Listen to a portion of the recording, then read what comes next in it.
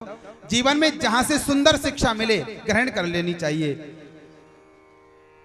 और जहां से सुंदर शिक्षा ग्रहण करने को मिले उसे कहते हैं शिक्षा गुरु। शिक्षा गुरु अनेक हो सकते हैं लेकिन दीक्षा गुरु एक होते हैं। जो गुरुजी कान में मंत्र देते हैं ना वो एक होते हैं।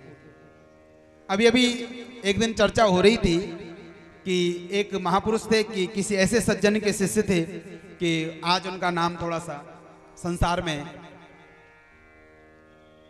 आदर के साथ नहीं लिया जाता, तो उन्होंने कहा कि क्या करें, थोड़ा सा विकृति मति हो गई समय के प्रभाव से, वो अब जेल की हवा खा रहे हैं, तो क्या करें, उनका त्याग कर दें? बोले नहीं नहीं, जो उन्होंने मंत्र दिया है उसका जाप करना चाहिए।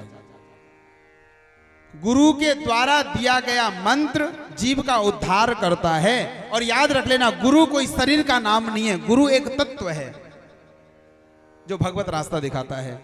इसलिए 24 गुरुओं की कथा है, और यहां तक लिखा है भागवत में कि पृथ्वी को भी गुरु बनाया है, वायु को गुरु बनाया। पृथ्वी के गुरु बनाने से क्या शिक्षा ली? बोले सहनशीलता की।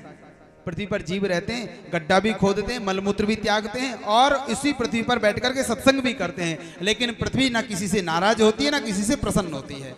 समानता की दृष्टि।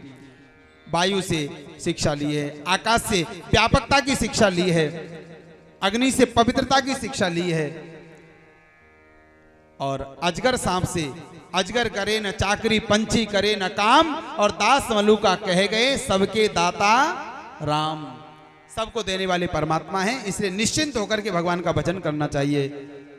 24 गुरुओं की कथा है, अद्भुत कथा है ये। और उसके बाद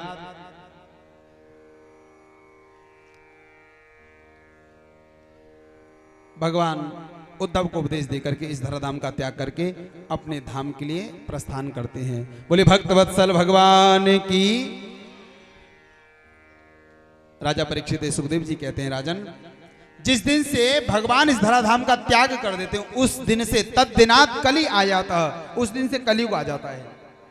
और कलयुग इस धरातल पर 4,32,000 वर्ष तक रहता है।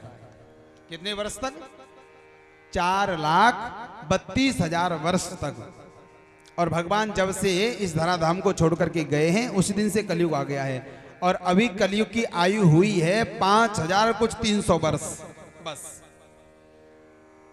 कितनी आयु हुई है? 5,000 कुछ 300 वर्ष। अभी तो ये मान लीजिए कि कलयुग बहुत छोटा है, पालने में सो रहा है। और जब पालने में है तो दुनिया में ये हाल है, और जब बड़ा होगा तब क्या हाल होगा? ये बात भी सुखदेव जी ने राजा परीक्षित को बताई कि जब घोर कलयुग आएगा तब क्या होगा। कलेर दोष निधे राजन, इस कलिकाल में ऐसे ऐसे दोष होंगे।